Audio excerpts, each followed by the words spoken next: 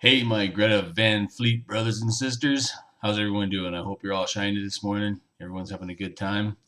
Everyone in Paris, France is still probably got the ringing in their ear from the boys last night. They played last night in Paris, so I'm reading mixed reviews about the show, but waiting to see some official stuff come through.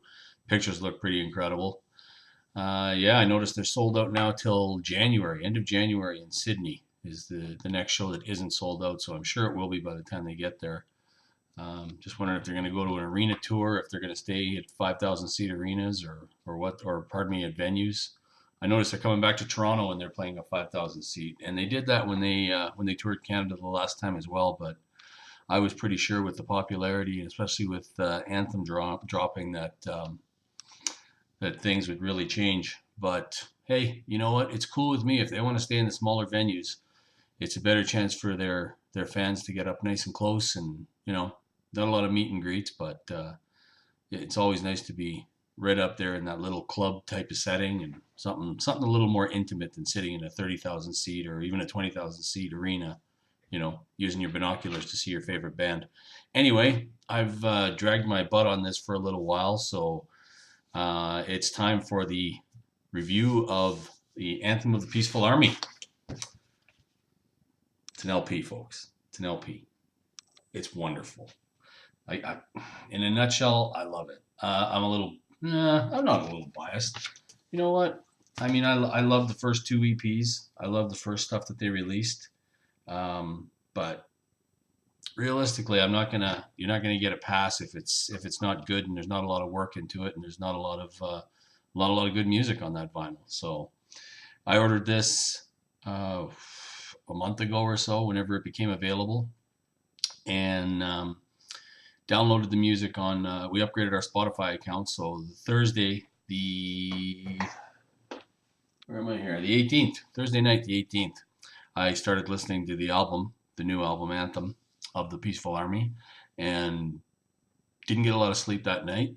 I was excited to hear it, so I just listened, and I've been listening ever since. And then my LP arrived this week, and I've been playing it and listening ever since. So I imagine this LP is from a digital source, not an analog. So I mean, LPs aren't what they used to be, but there's still the whole thing about putting this on and sitting in a room and reading the liner notes. And in this album, they also included lyrics, which are something that music aficionados and especially lyric aficionados and LP people really love.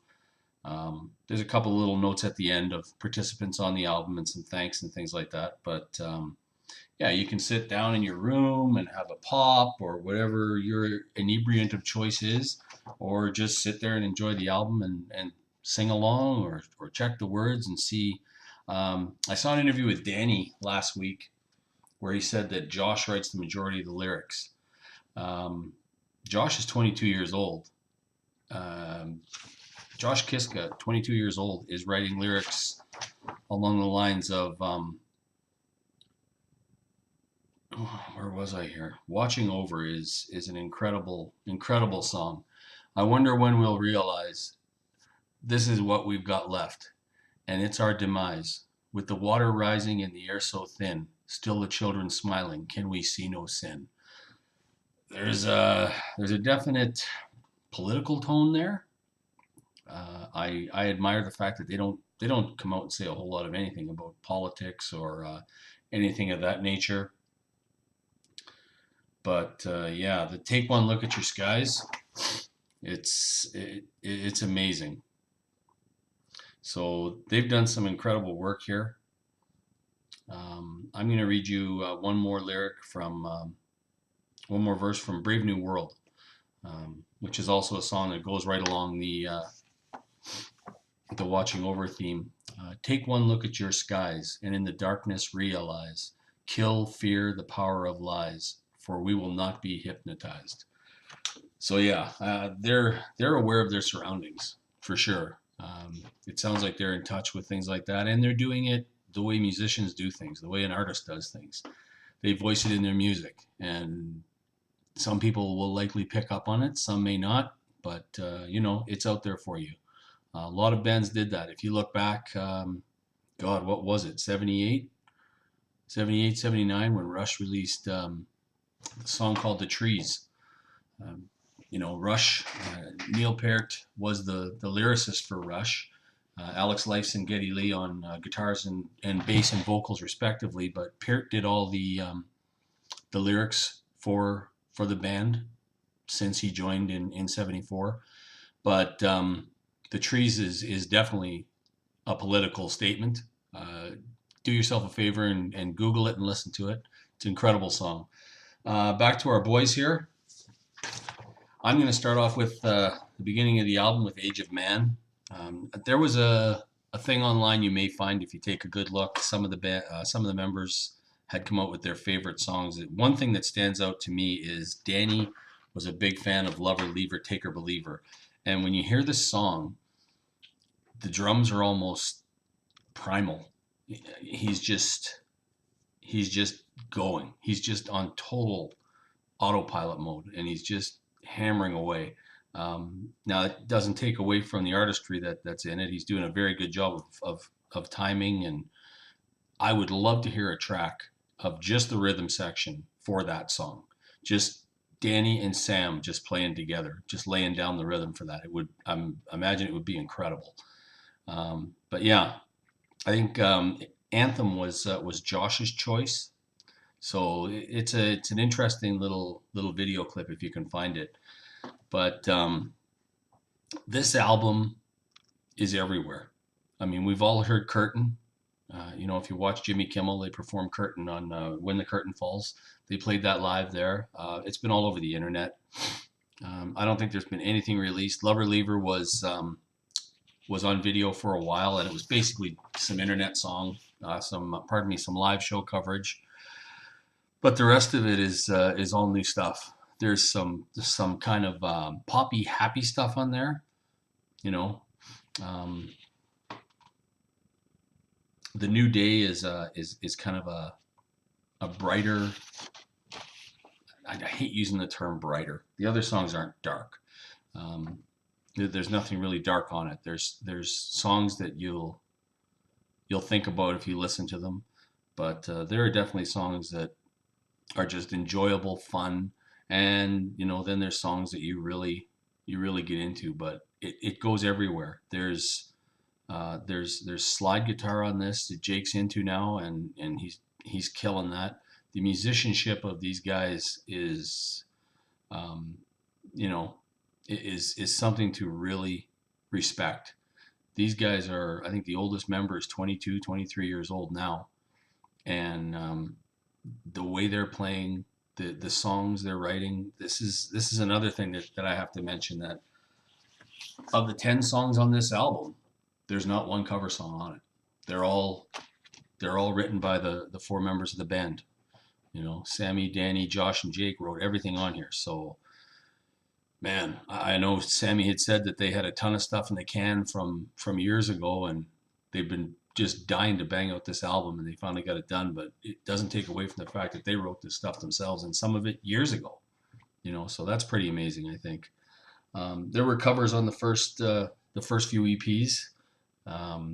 Meet on the Ledge was an old Fairpoint convention song, and Sam Cooke's Change Is Gonna Come was on there as well.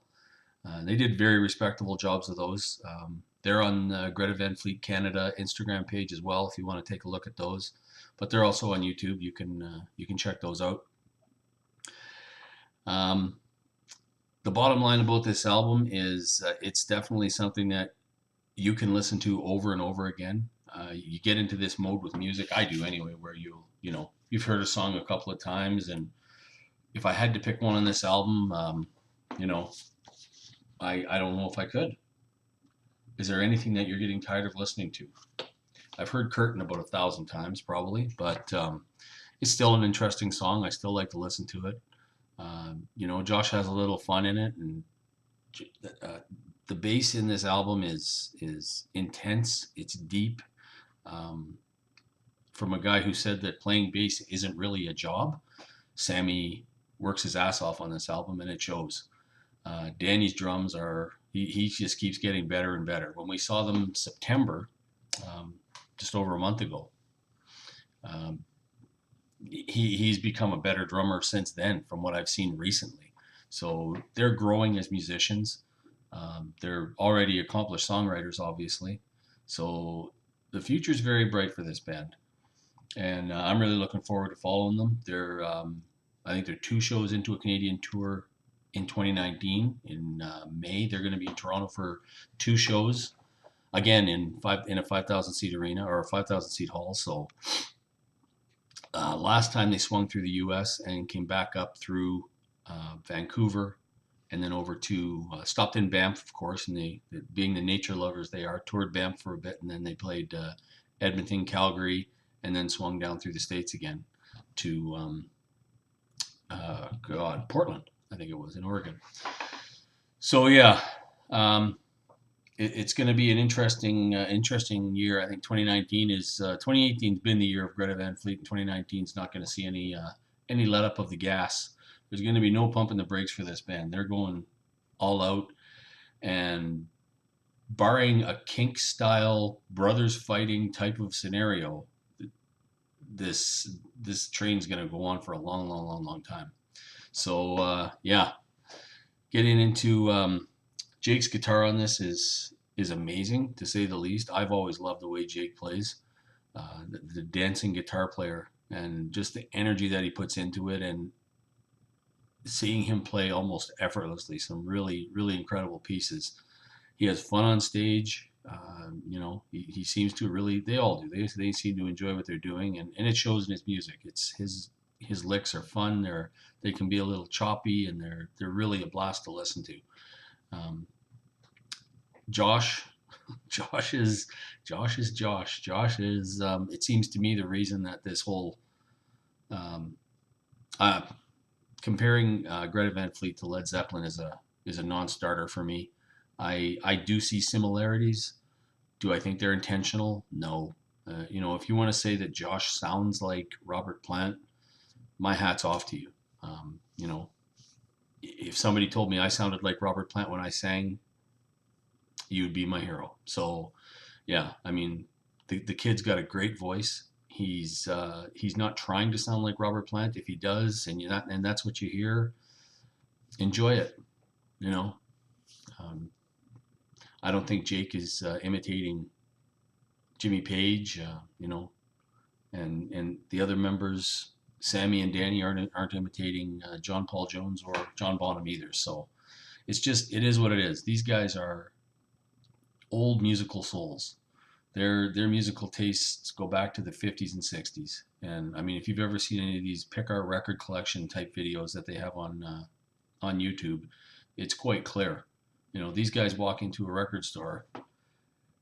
I'm a 50-plus-year-old guy, and they're picking the same kind of stuff I am. So, it's really interesting to see that the jazz and the blues influence that they have, and they love the older style, the Dylans, and that it shows in their music. That's what you're getting when you listen to Greta Van Fleet. Josh's vocals are, I was gonna say polarizing, but I'm not sure if that's the right word. They're unique. They definitely are unique. Robert Plant was unique, I guess, when people thought he was unique when he started singing. Again, I'll go back to Rush. I'm a Rush fan, and if you've ever heard Geddy Lee sing, especially in the early days, you can't say a whole lot negative about Josh Kiska, man. Josh does what he does, and he does it very well. He's an incredible singer. The sound of his voice is just that extra little push of uniqueness. So yeah, I'm a fan. That's clear. I really like the album. I'm still listening and still getting into it. And, when I travel, which is a couple of days a week typically, I listen to it on the road nonstop, and I listen to it when I'm home, along with some of my other music as well. It gets a nice blend. But I've had some people contact me and ask to do this review, so I wanted to get out there and give you my opinion of the album, what I thought about it. We've got a 10-song album.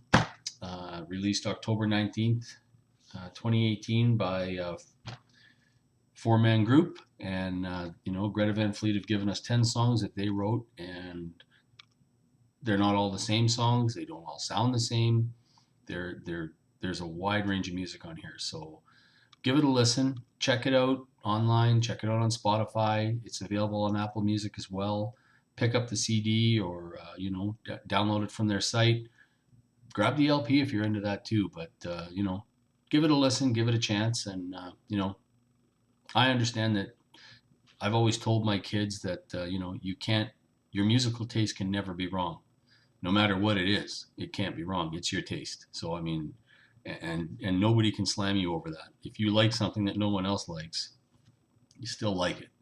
And I have looked at the negatives over this album, and they're kind of petty that I'm finding so far.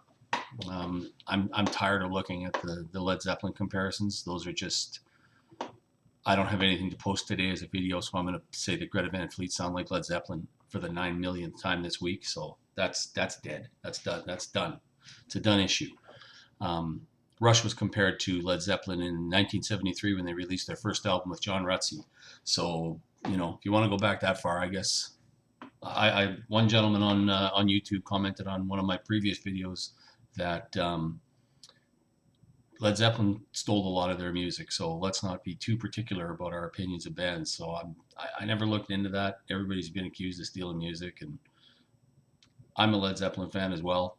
Not massive. I never have been a huge Zeppelin fan, but I have a deep respect for those guys and what they did for music. They were a band, as far as I'm concerned, it's the same as the Greta Van Fleet, back to 87 with Guns N' Roses, back to 78 with Van Halen.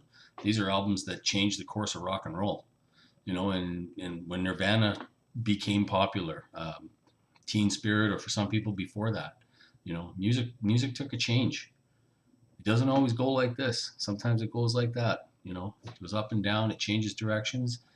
Greta Van Fleet are being called the saviors of rock and roll today. It's a huge title to put on these 4 young kids, but as far as I'm concerned, they've revitalized real rock and roll.